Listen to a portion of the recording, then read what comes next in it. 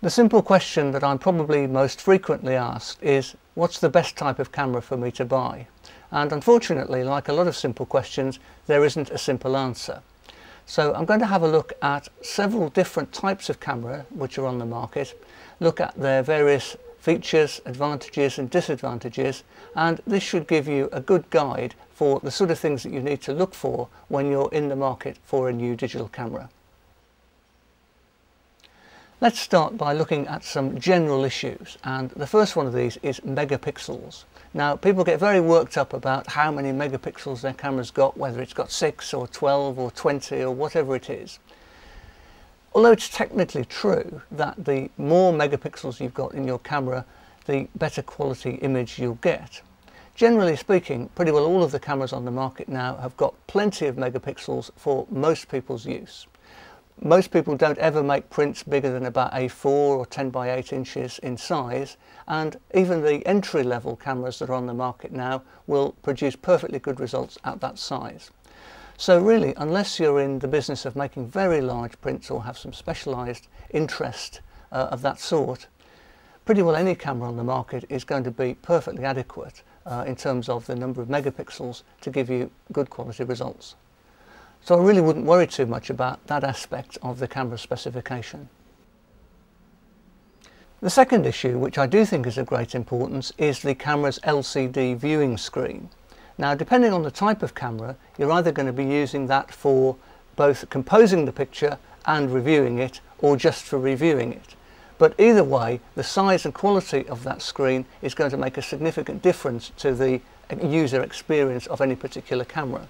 So a larger screen with a higher definition is going to give you a much easier camera to use and a much nicer experience in terms of viewing your pictures. So that's something which I would take into account quite a lot.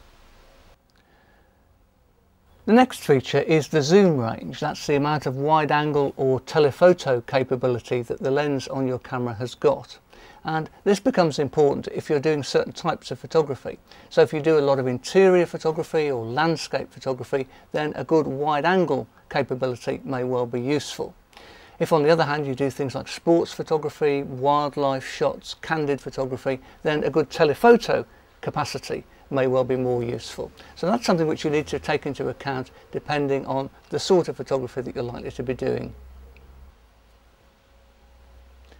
One small thing you might like to take into account is the type of memory card that the camera uses. Now, this doesn't actually make any difference as far as the camera itself is concerned, but if you have another camera already, or your partner has a digital camera, it's well worth getting another camera which takes the same kind of memory cards so that you can swap them about and be a little bit more flexible in that respect.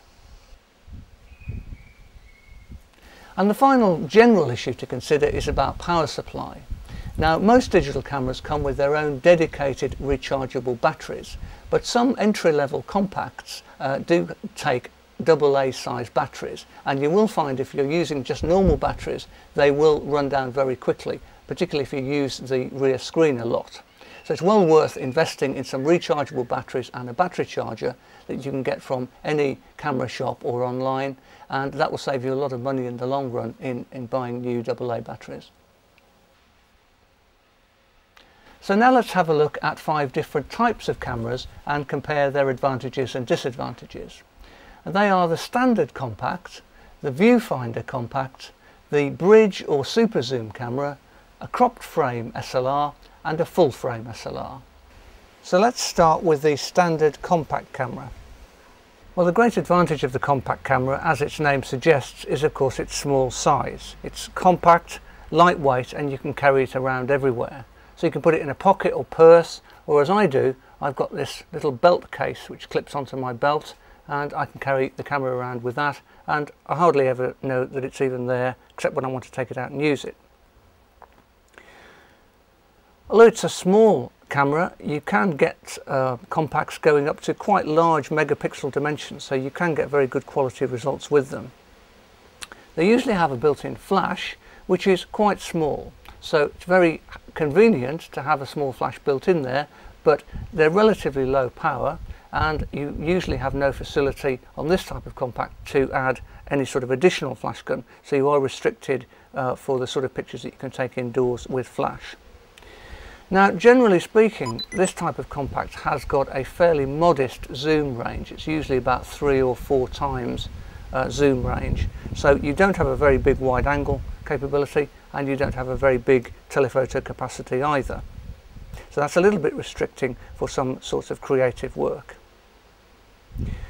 The other issue really with this type of camera is that there is no viewfinder. So you are doing all of your viewing and reviewing on the screen on the back. Now that's convenient, but it does have the disadvantage that in very bright light, if you're taking pictures outdoors in bright sunshine, it's often quite difficult to see the screen to compose the picture. And quite a few compacts, including this one, have got a useful feature, which is if you just press a button on the back, it will temporarily brighten the screen by a good amount. So that makes the picture much easier to see in bright sunshine. So that's a feature that's well worth looking for. The other slight drawback with many compact digital cameras is that they're quite slow to use. When you take the picture, there is sometimes a delay before the picture is actually taken, and it's also quite slow to record the images that you've taken onto the memory card. So you can't really use them for sort of high-speed photography terribly well. So much better suited to just taking one single picture at a time in a fairly leisurely way. But nevertheless, advantages, as we say, very compact and easy to use, and quite often have quite a good range of features such as metering modes and other adjustments that you can make. Next, I'm going to look at the Viewfinder Compact. Well, I mentioned the problem of using the compact camera in very bright sunlight, the problem of glare on the back of the screen making the image difficult to see.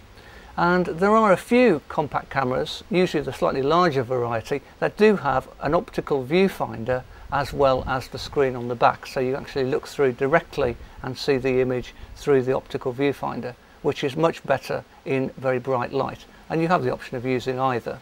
These tend to be nowadays the slightly larger and certainly more expensive versions of compact cameras, and there aren't too many of them around. But if you fancy an optical viewfinder, they are well worth looking for. Another small advantage with this particular camera is that it does have a hot shoe on the top, which means that you can add additional flash guns as well, which means it's excellent for use indoors. Next is the Bridge or Super Zoom camera. Another way of overcoming the disadvantage of using an LCD screen in bright light is to go to the so-called Bridge or Super Zoom camera. Now, it's called a bridge camera because it's in a way a bridge between a compact and a fully fledged SLR camera, which we're going to see shortly. It has slightly different handling characteristics. As you can see, we have quite a nice grip on the side there, which makes it very nice to hold and very nice to use.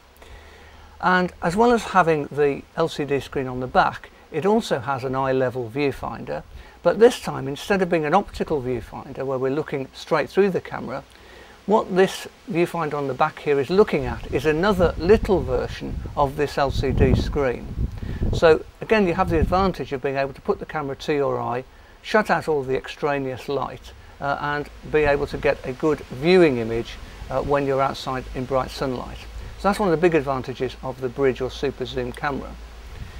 The reason that they're sometimes called Super Zoom is because they usually also have a very good zoom range. This particular camera has a 10:1 zoom range, and you can get them with 12, 14 and even more zoom ratios.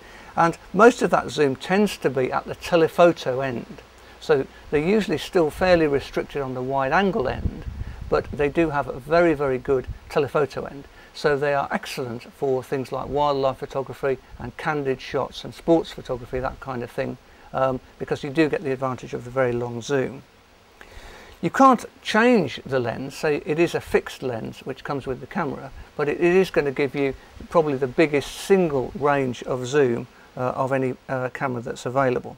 So it's an excellent all-round camera, and it does give you probably the biggest range of facilities that you're going to get just with a single camera that you're going to take around just as it is.